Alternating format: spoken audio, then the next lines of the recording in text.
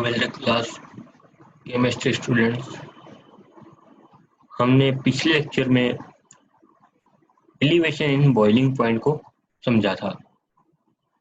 आज हम colligative property का third point depression in freezing point को क्लियर करेंगे। डिप्रेशन इन फ्रीजिंग पॉइंट, इसमें फ्रीजिंग पॉइंट एक आपके सामने एक वर्ड आ रहा है। फ्रीजिंग का मीनिंग क्या होता है? जमना, सॉलिड। इसके पहले वाले लेक्चर में हमने एलिवेशन इन बॉइलिंग पॉइंट में क्या देखा था? Liquid change into vapour, liquid change into gas. लेकिन यहाँ क्या हो रहा है कि जो फ्रीजिंग पॉइंट का मतलब liquid convert into solid, liquid convert into solid. अब फ्रीजिंग पॉइंट का मीनिंग में देखा जाए डेफिनेशन फॉर्म में तो क्या हो जाएगा कि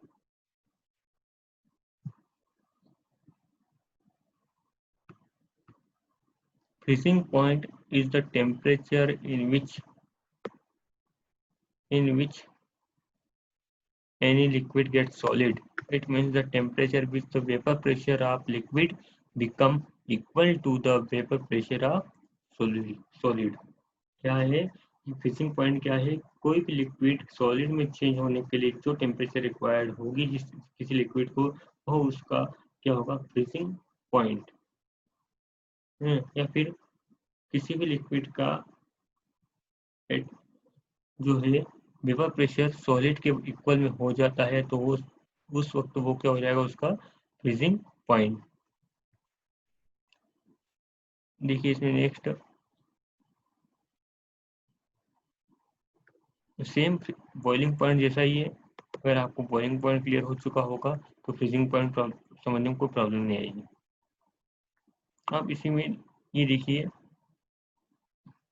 मैं आपको वापस स्लाइड के थ्रू बताता हूँ।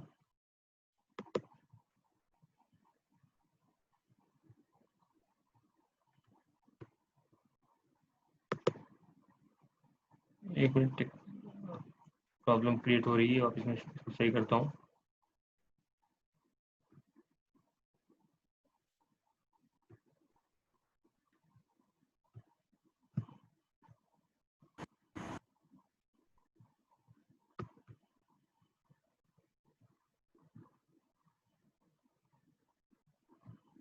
देखिए इसमें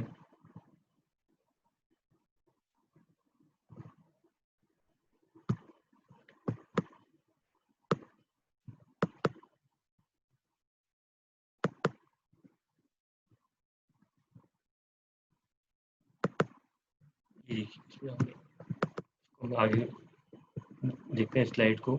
उस स्लाइड में हमें डिप्रेशन इन फ्रीजिंग पॉइंट दिखकर आपको ग्राफ दिखेगा। देखिए ये ग्राफ आपके सामने डिप्रेशन इन फ्रीजिंग पॉइंट का है। इसमें क्या है? स्टार्टिंग में ये कोई लिक्विड था, उस लिक्विड का टेम्परेचर क्या था? TF1। क्या था? TF1। किसी ये वाला ग्राफ देखिए, इसमें ए दे रखा है।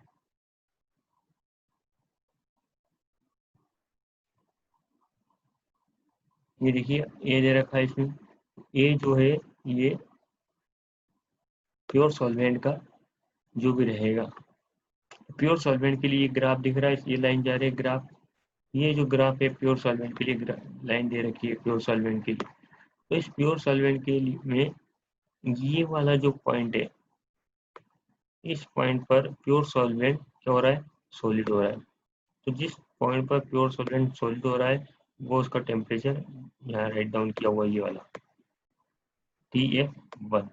ये प्योर सॉल्वेंट के लिए सॉलिड होने की स्टेट है, लिक्विड फॉर्म की स्टेट थी। ये लिक्विड फॉर्म की स्टेट है कंप्लीट। यहाँ से यहाँ तक आता है, तो यहाँ इस पॉइंट पर आता है तो लिक्विड किस में कन्वर्ट होना शुरू हो जाता है? सॉलिड में। और सॉलिड में कन्वर्ट जैसे होता है हम उसको टेम्परेचर को नोट कर लें TF1। इस तरीके से हम अब इसमें प्योर सॉल्वेंट में हम क्या करते हैं? नॉन वोलेटाइल सॉल्यूट ऐड कर देंगे। ये देखिए ए और बी लिखा हुआ है, हमने इसमें नॉन वोलेटाइल सॉल्यूट ऐड कर दिया लिक्विड में, तो उसका टेम्परेचर वो इस पॉइंट पर न जाते हुए इस पॉइंट पर आकर सॉलिड में चेंज होना शुरू हो जाता है, इस पॉइंट में आकर सॉलिड में चेंज होना शुरू हो जाता है। तो जो इस पॉइंट पर जो टेम्परेचर उसको सॉलिड होने के लिए रिक्वायरमेंट लगी वो टेम्परेचर TF2 बन जाएगा। क्या बन जाएगा? TF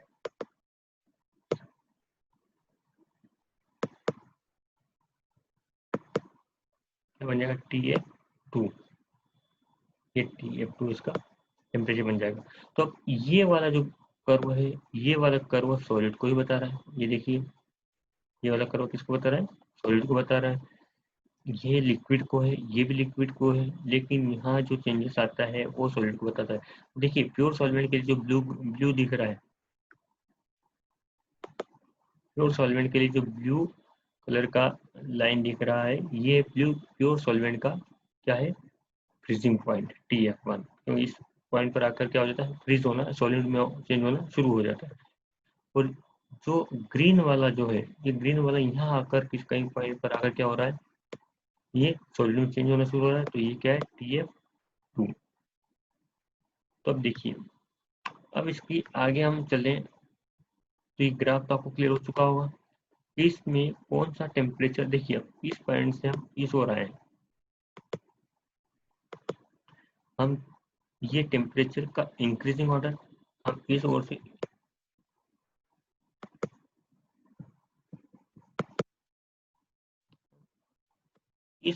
इस ओर जाते हैं तो टेम्परेचर क्या होता है? इंक्रीज होता है, इंक्रीज होता है। तो टेम्परेचर इंक्रीजिंग ऑर्डर इस ओर है, लेफ्ट टू राइट। पर देखिए टेम्परेचर, ये वाला टेम्परेचर क्या है? सॉल्वेंट का। और ये वाला जो है नॉन रिलेटिव सॉल्यूट ऐड करने के बाद सॉल्यूशन का है। ये टेम्परेचर क्या हो रहा है? और कम हो रहा है। इसको टेम्परेचर क्या हो रहा है? कम। तो इस ग्राफ से ये क्लियर हो रहा है कि जो प्योर सॉल्वेंट है इसका जो फ्रीजिंग पॉइंट है वो कम होता है, जबकि सॉल्यूशन का जो फ्रीजिंग पॉइंट है वो क्या होता है? ज़्यादा होता है। ये देखिए, फ्रीज होने के लिए और टेम्परेचर क्या करना पड़ेगा? और कम करना पड़ेगा। तो अब इसके आगे हम देखते हैं।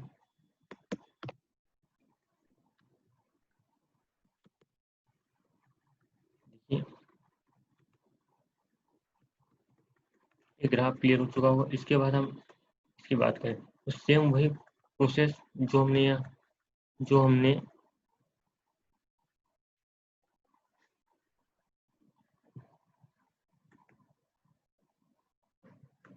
आपके सामने स्लाइड नहीं आ पा रही है, मैं इसको वापस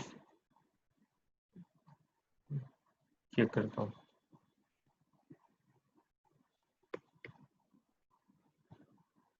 इसके आगे की बात करें तो ये जो हुआ वहाँ हमने देखा था TF1 minus TF2।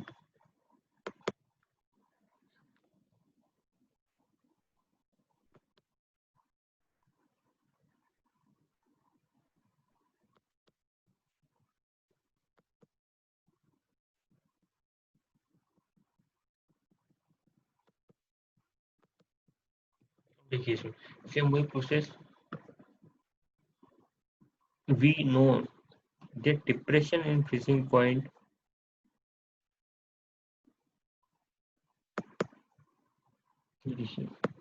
we know depression and freezing point is directly proportional to the molality है। फ्रीजिंग पॉइंट जो है, depression freezing point directly proportional होगा, मोलिलिटी के प्रोपोर्शनल होगा। प्रोपोर्शनल से हटाएंगे क्या लग जाएगा?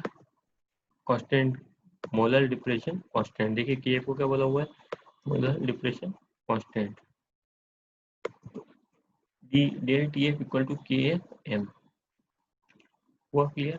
Del T F proportional sign हटाया क्या लग जाएगा? के एफ इंटू एम। देखिए इसमें आगे क्या होता है।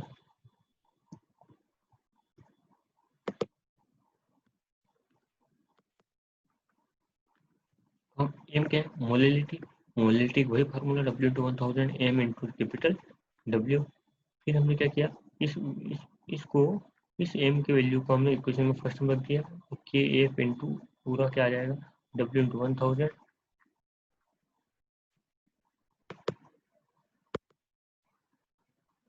पूरा वैल्यू आपके सामने आया हुआ है।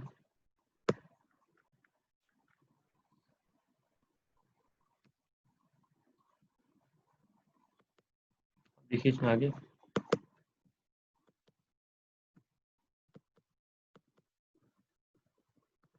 ये था फ्रीजिंग पॉइंट। अब फ्रीजिंग पॉइंट को हम और अच्छे से एक एग्जाम्पल के थ्रू क्लियर करते हैं। हमने एग्जाम्पल देखा होगा, इस एग्जाम्पल में हम आज स्लाइड वापस लार्ज करके देखते हैं। देखिए एक स्लाइड आपके सामने। एंटी फ्रीज, एंटी फ्रीज का मीनिंग क्या होता है? एंटी फ्रीज का मीनिंग होता है कि फ्रीजेस होने के पहले इसको कर दिया जाए, फ्रीज नहीं होने दिया जाए। मीन्स कोई सॉलिड फॉर्म में जमने वाला है, मतलब कोई बर्फ जम रहा है, मान लो कोई लिक्विड 0 डिग्री सेल्सियस पे क्या हो रहा है, आइस में चेंज हो रहा है, लेकिन हम उसमें एक ऐसा लिक्विड ऐड कर देते हैं कि वो लिक्विड ऐसा एक केमिकल ऐड कर देते हैं जिससे क्या हो जाए, वो लिक्विड 0 पर सॉलिड ना बनते हुए 0 से भी कम टेम्परेचर पर क्या हो जाए, सॉलिड बनने लग जाए। तो यदि आपने देखा होगा जो व्हीकल होते हैं, जो 4 व्हीलर होते हैं, इनके रेडिएटर होते हैं, उन रेडिएटर में को ठंडा रखने के लिए उनको एंटी फ्रीज किया जाता है। एंटी फ्रीज का मतलब जो ठंडे प्रदेशों में, ठंडे प्रदेशों में क्या होता है, कूल एरिया में, वहाँ क्या होता है, गाड़ी जब तक चलती है तब तक तो उस रेडिएटर को कोई प्रॉब्लम नहीं होती है, वो हीट मिलती रहती है, तो क्या होता है, लिक्विड फॉर्म में उसके अंदर का वाटर रहता है। लेकिन जैसे ही वहाँ जैसे गाड़ी को बंद किया जाता है, रखा जाता है, उस कंडीशन में उस बर्फीले क्षेत्रों में क्या हो जाता है, वहाँ गाड़ी क्या हो जाती है, वहाँ गाड़ी के अंदर का रेडिएटर के अंदर का पानी क्या हो जाता है, सॉलिड में चेंज होना, बर्फ में चेंज होना शुरू हो जाता है। और आपने देखा होगा और सुना होगा कि लिक्विड की कंपैरिजन में जो सॉलिड होता है, मतलब पानी की तुलना में बर्फ जो होता है वो ज़्यादा एरिया कवर करता है। पानी की तुलना में बर्फ क्या करता है, कंपैरिजन में जो है बर्फ क्या करता है, ज़्यादा एरिया कवर करता है। तो अगर ऐसा हुआ, उस रेडिएटर में पानी भरा हुआ और जैसे वो सॉलिड में बर्फ में चेंज होगा, एरिया अगर ज़्यादा कवर करेगा तो रेडिएटर को क्या कर देगा, ब्रेक कर देगा, तोड़ देगा, उसको कहीं ना कहीं नुकसान पहुंचा देगा। तो इसलिए उस रेडिएटर में पानी के साथ क्या ऐड किया जाता है, इथाइलिन ग्लाइकोल एक केमिकल ऐड किया जाता है, जो उस पानी को 0 डिग्री सेल्सियस पर फ्रीज न करते हुए और माइनस में जाएगा, 0 से -1 -2 -3 -70, जहाँ तक उसको जाके उसको सॉलिड में चेंज होता होगा, उसके उसकी टेम्परेचर को उतना उधर डाउन कर देगा, जिससे क्या हो जाएगा, वो 0 डिग्री सेल्सियस सॉलिड में चेंज नहीं होगा।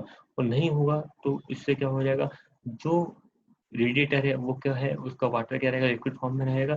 और वो तो ये जो है, ये क्या, एंटी फ्रीज, फ्रीज का मतलब जमने का विरोध करना, सॉलिड का अपोज, एंटी मतलब अपोज, अपोज विरोध। तो ये कहता है सॉलिड को जमने, सॉलिड जो है लिक्विड को सॉलिड में चेंज होने नहीं देता है।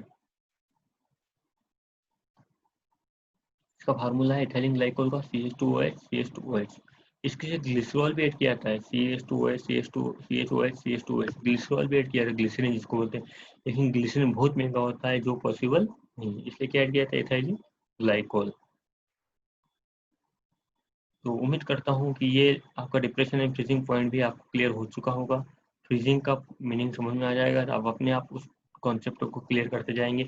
और यदि एक बार वीडियो देखने पर समझ में नहीं आ रहा तो उसको 2 से 3 बार देखिए, वीडियो जरूर समझ में आएगा। और फिर भी यदि समझ में नहीं आता है तो हमसे डाउट क्लियर कीजिए।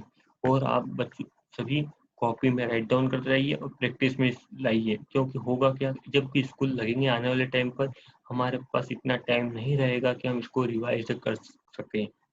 आप खुद जानते हो, यदि आज की कंडीशन 31 अगस्त तक स्कूल नहीं लग रहे हैं, आगे की गाइडलाइन हमको बोली नहीं जा सकती कि स्कूल कब लग जाए।